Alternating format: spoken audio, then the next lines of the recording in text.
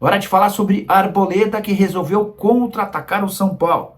Só a hora que não foi das mais inteligentes. Pois bem, o Arboleda notificou o tricolor pedindo sua reintegração em 48 horas. Inclusive, o Arboleda exige que o São Paulo faça o anúncio através de seus canais oficiais de que o zagueiro equatoriano foi reintegrado completamente e não vai mais treinar de forma separada. Na avaliação do Arboleda, há um prejuízo quando ele treina separado do restante do elenco. O São Paulo já se defendeu, afirmando que ele treina em horários alternativos por ter voltado abaixo fisicamente depois de 30 dias de sumiço. Você vai lembrar que ele se ausentou e viajou para o Equador sem dar qualquer explicação. Por que eu falei que esse pedido na justiça foi completamente fora de hora? Porque o São Paulo, nesse final de semana, enfrenta o Remo e sai para um período de férias.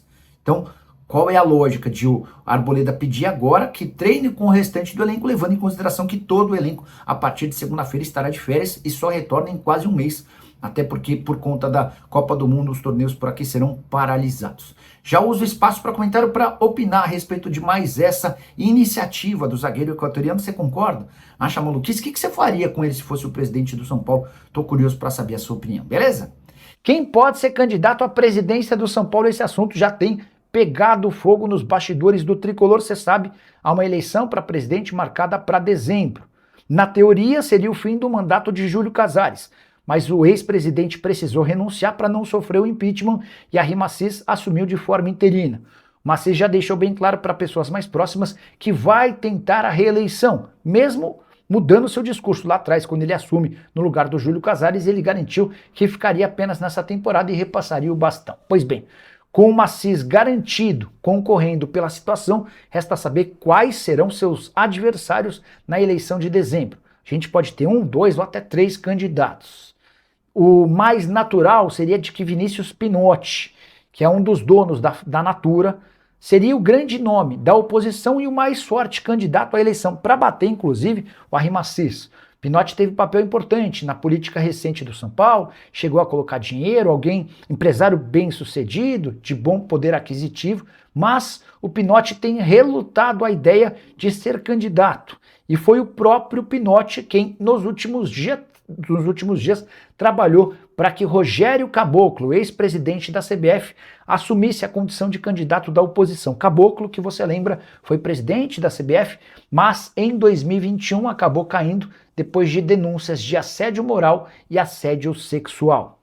Se o Caboclo não conseguir embarcar na sua candidatura, é possível que o Pinotti reassuma esse status de o favorito na eleição.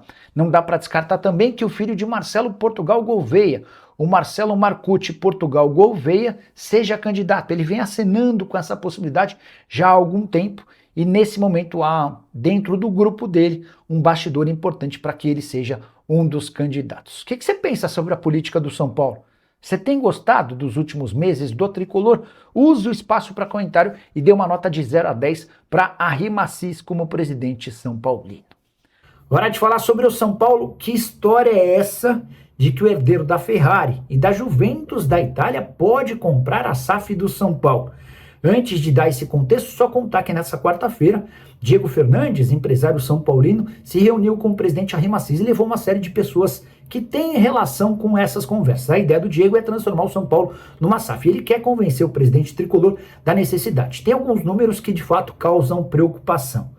O São Paulo tem 428 milhões de reais de dívidas vencendo nesse ano e não há grana para tal pagamento. Isso sem falar nos juros da dívida que consomem do São Paulo cerca de 125 milhões de reais por temporada. Mas não para por aí. O tricolor, por conta daquele esquema de sustentabilidade da CBF, precisa alterar consideravelmente 2 enormes problemas. O primeiro, o déficit operacional não pode ser superior a 2,5% em cada um dos clubes que disputam o futebol nacional. O São Paulo hoje tem 39% de déficit. Já o custo do elenco tem de ser até de 70% das receitas. O custo do São Paulo hoje gira na casa dos 90% das receitas com o seu departamento de futebol. Diante desse cenário, se não houver mudanças, São Paulo começará a ser punido. E é baseado também nisso que Diego Fernandes e um grupo grande de empresários tenta convencer os dirigentes do São Paulo que o clube precisa virar uma SAF. Nessa reunião de quarta-feira, o Diego Fernandes entrou em contato com um integrante da família Agnelli, uma das mais ricas do mundo. Os caras dominam absolutamente tudo na Itália. São, entre outras coisas, donos da Ferrari e da poderosa Juventus. Durante a reunião, houve um contato do Diego com esse herdeiro da família Agnelli, que chegou até a trocar algumas palavras com o presidente Jair Massis. Não há proposta na mesa, não há nada oficial, somente um interesse prévio, embrionário, de um herdeiro da família Agnelli na compra da SAF do São Paulo. O que o presidente Jair Massis sugeriu? Que esse grupo, autorizado por ele, inicie um estudo para saber quanto o São Paulo vale, para a partir daí iniciar tratativas dentro do conselho, cogitando mais para frente a venda da SAF tricolor. Você, São Paulino, que pensa da ideia, já usa o espaço para comentário, tô curioso para saber sua opinião. Só não esquece de deixar like, de se inscrever no canal. Porque Rian Francisco segue jogando no sub-20. O atacante, que é tratado como um dos grandes fenômenos da base do São Paulo, passou na temporada passada por uma cirurgia de reconstrução do ligamento cruzado anterior do joelho esquerdo. Até aí nenhuma novidade. Retorno dele em 8 de abril pelo time sub-20. E lá se vão 8 partidas na equipe de base sem que ele seja promovido. Muito torcedor do São Paulo tem perguntado, o Rian Francisco não vai subir? O que está acontecendo? A verdade é que o São Paulo está postergando esse retorno porque ainda não vê o Rian Francisco, primeiro em ritmo e depois com confiança para jogar no principal.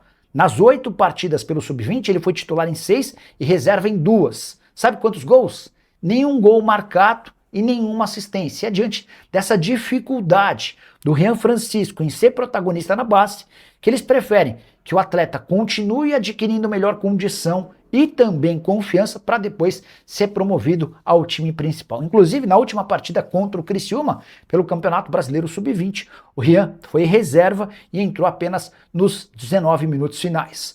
Jogador que foi artilheiro da Copa São Paulo de Juniores do ano passado e que, pelo profissional do Tricolor, soma 16 partidas e 3 gols marcados. E Bobadilla pode ter feito seu último jogo pelo São Paulo. Você sabe, o volante paraguaio que já está integrado à seleção do seu país para a disputa da Copa do Mundo, esteve em campo pela última vez no empate em 1-1 contra o Milionários, quando inclusive deu assistência para o gol. Ele foi liberado antes dos demais companheiros de seleção paraguaia para terminar a recuperação de uma pancada no joelho. E pouquinho depois de viajar para o Paraguai, o Bobadilla fez uma postagem com um carrossel de fotos, vestindo a camisa no São Paulo. No tricolor, existe a impressão de que o Bobadilla não deve voltar. O São Paulo precisa até de forma desesperada de 1 ou 2 grandes vendas na metade do ano. E o Bobadilla é o principal ativo do clube, superior até a Marcos Antônio, que é pretendido pelo Flamengo. O fato de o Bobadilla ter só 24 anos de idade e disputar a Copa do Mundo possivelmente como titular deve lhe render boas oportunidades de negócio. O jogador hoje é avaliado em 6 milhões de euros, mas o São Paulo sonha com um negócio de pelo menos 10 milhões. Quando comprou, o tricolor gastou 2 milhões e 700 mil euros junto ao Cerro Porteño na temporada de 2024. Nesse ano, Bobadilla soma 28 jogos com 3 gols e 5 assistências. Gostaria da sua opinião sobre o volante paraguaio. Ele deve ficar? Qual seria um número ideal para que ele fosse negociado? Já usa o espaço para comentário e registra a sua opinião. Só não esquece de deixar like, se inscrever no canal. Fala pessoal, estamos aí com atualizações importantes do São Paulo. Se inscreva e ative o sininho para receber mais atualizações do Tricolor. Deixe seu like que é muito importante para o crescimento do canal. Utilize o espaço aqui embaixo para registrar sua opinião. Ficamos por aqui com mais esse giro de notícias. Um abraço e até o próximo vídeo.